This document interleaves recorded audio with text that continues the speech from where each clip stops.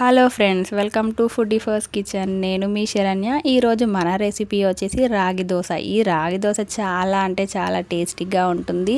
అలాగే క్రిస్పీగా మంచి హెల్దీ ఎనర్జెటిక్ బ్రేక్ఫాస్ట్ తినాలి అనుకునే వాళ్ళకి ఈ రాగి దోశ అయితే బెస్ట్ అని నేను చెప్తాను.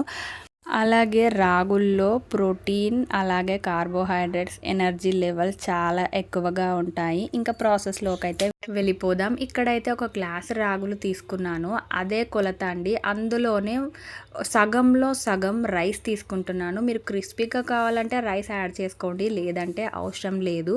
సగం గ్లాస్ వచ్చేసి మినప్పప్పు యాడ్ చేస్తున్నాను. అలాగే ఒక స్పూన్ వచ్చేసి మెంతులు. ఇక్కడైతే ఇవన్నీ కలిపేసుకొని శుభ్రంగా ఒక 3-4 సార్లు అయితే నీట్గా వాష్ చేసుకోవాలండి. వాష్ చేసుకున్న తర్వాత నేనైతే 10 గంటల దాకా అయితే నానబెడుతున్నాను. నానబెట్టిన తర్వాత చూడండి, మళ్ళీ వాటర్ అయితే తీసేయొద్దు, అదే వాటర్తో అయితే మిక్సీ పట్టుకోవాలి.